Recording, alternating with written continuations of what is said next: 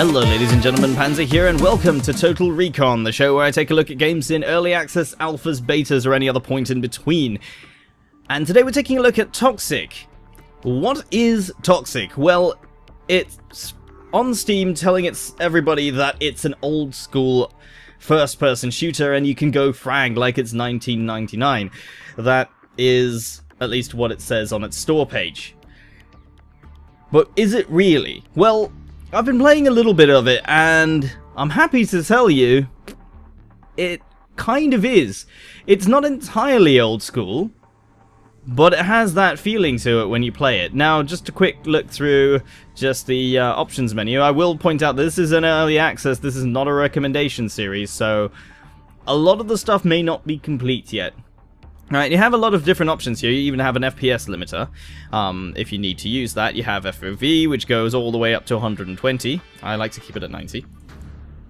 And let's not save that, because it might change my resolution.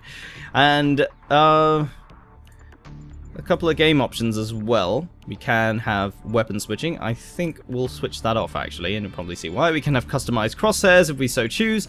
We don't really need that too much. And let's get into it. Now, this game only has multiplayer. It is meant to be a multiplayer-only title as far as I know, but there is an offline mode with bots, so if you want to go take a look at that. The bots are actually pretty good. They're pretty good shots, but they might not move as well as an actual player might, so that is something to bear in mind. Now, I have a little bit of difficulty with multiplayer matchmaking, mainly because a lot of people aren't playing yet. So we're going to do an offline match with bots, and we're going to see how we go. Now, there are a couple of different game modes. Bloodlust is a free-for-all deathmatch. Squad Assault is a team deathmatch, and Cell Capture is a sort of capture the flag game mode. So very standard game modes here, but I want to talk mainly about the shooting mechanics, because I think that's probably going to be the most important point to talk about right now. So I'm going to go to Bloodlust, and there are actually only 2 maps available right now. So as far as early access goes, it's really not that complete yet, because one map, it takes a bit of time to learn, but it's going to get boring very quickly. Now, the bots are on average difficulty, and I don't think we need to change anything. Let's just hit start and see how we go.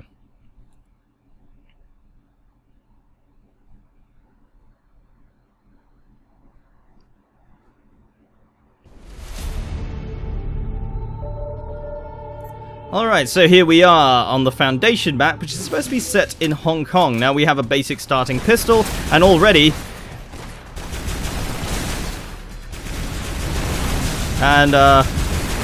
it's already quite frenetic, as you can see.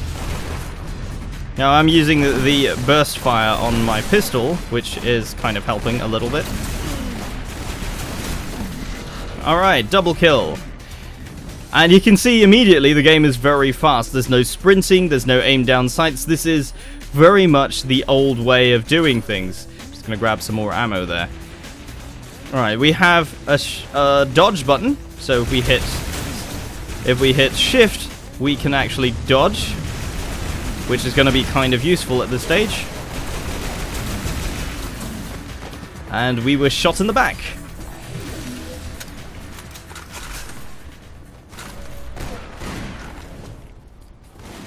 Alright, there's no reloading, I will point that out, so all weapons come fully loaded, as you will. And there are health pickups and armor pickups all over the map. Weapon pickups are also in fixed locations. It is very much an old school first-person shooter. I keep wanting to say RTS, and I don't know why, it's clearly not that. So how's the movement? You move quite fast in this game. Alright, we have a rocket launcher, which is the mainstay of every old school first-person shooter, I'm sure. And we have a double jump. And movement in this game is quite important. There's even jump pads.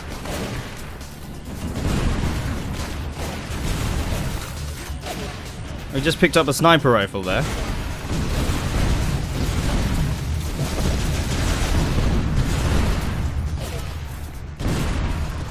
I'm just trying to use the blast radius to kill this guy. Might have just shot the rocket in my own face there, but we're fine. So And there is an alternate fire mode as well, if you want to be a little bit more accurate.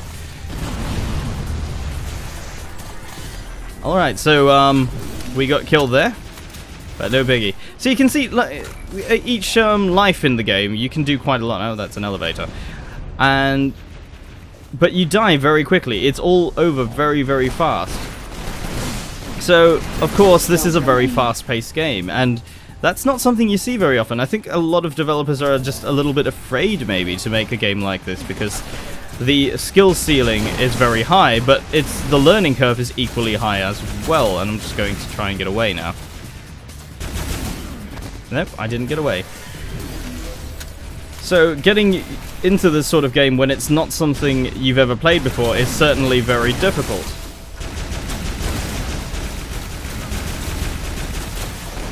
Oh, I just missed his head there.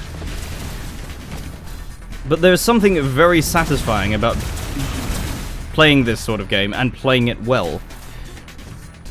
I'm not saying I'm playing particularly well. 5 kills remain. But the match is about to be over, and so I must be doing something right.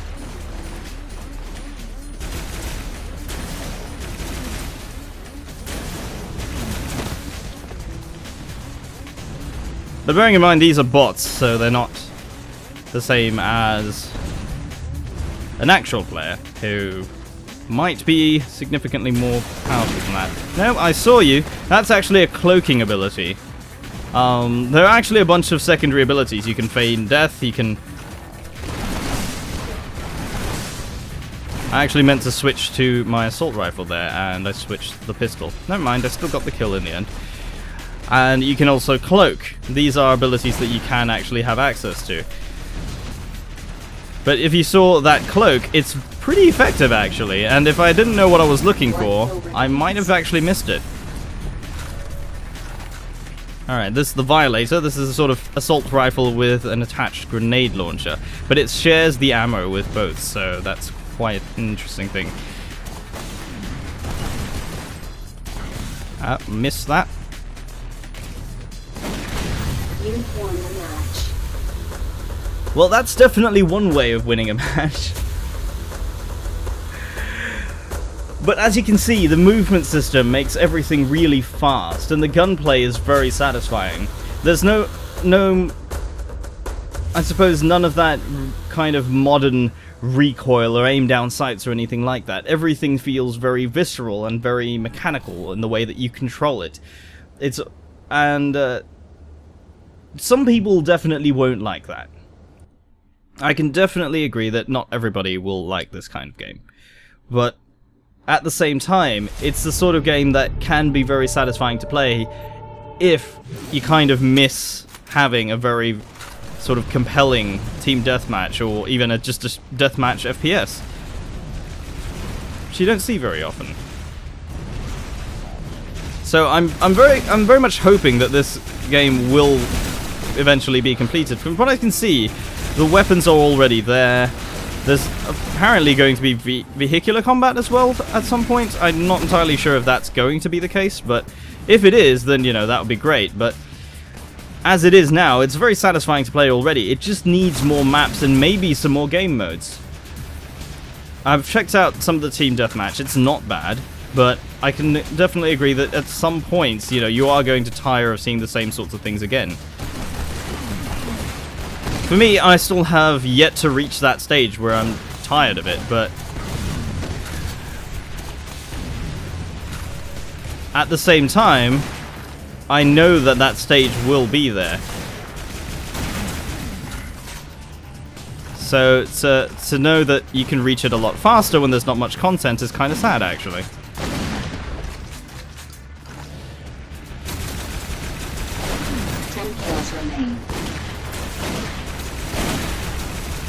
Don't want to get too close to the guy with a shotgun now, do we? Oh, an elevator landed on my head there.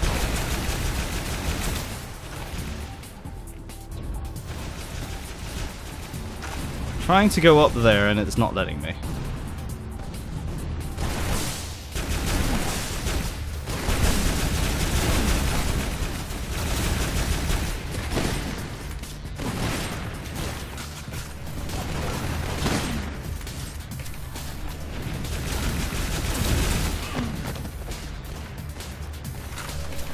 And this is the point where I just can't talk while playing at the same time. I'm just so into it.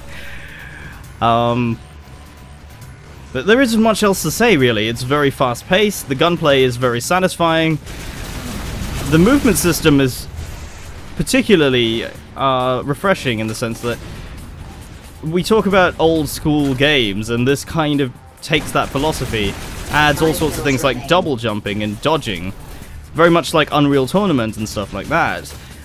And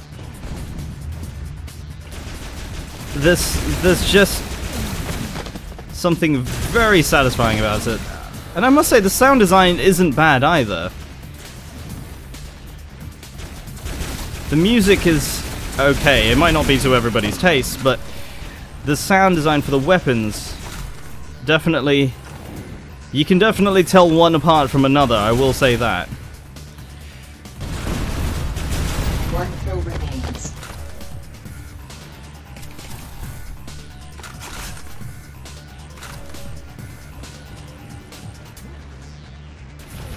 But yeah, if you want to play this sort of game, you definitely want to have auto weapon switch turned off. There's nothing more frustrating than having your gun change when you're trying to kill somebody. Where are they? There we go. There's one. Flawless victory.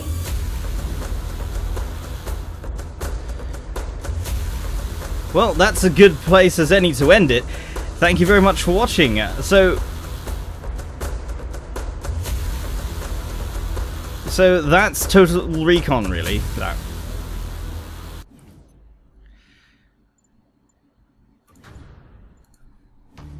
So there you have it, ladies and gentlemen. That is Toxikk. It is an FPS made in the old style in terms of things like Quake 3 and Unreal Tournament. And it is actually very enjoyable to play because of that style. Mainly because I've been playing a decent amount of the new Call of Duty Advanced Warfare, and I've been playing a bit of this and a few other FPSs as well, and you can definitely feel the difference with the way things are set up. It's clear that the developers do know what they're doing when it comes to the old way of FPSs, and they have that experience because it definitely replicates that experience very, very closely. It's still got a long ways to go. The weapons themselves are very satisfying to use. Balance-wise, it seems to be pretty good, and even the free-for-all deathmatch mode is particularly enjoyable. It just needs more content, and we could probably see this being completed. But if this interests you, it is available on Steam for, I believe it's $19, or whatever your regional equivalent is. But in the end, this is an interesting title. Definitely one to keep your eye on, but at the same time, it just lacks content at this stage. So we'll see how it goes over the next few months and see what happens with it. But that is definitely one very promising looking title. They've definitely got stuff down nailed in terms of the actual gameplay and gunplay. They've got that part nailed pretty well, I'd say. But thank you very much for watching. This has been Panzer taking a look at Toxikk. I'll see you next time.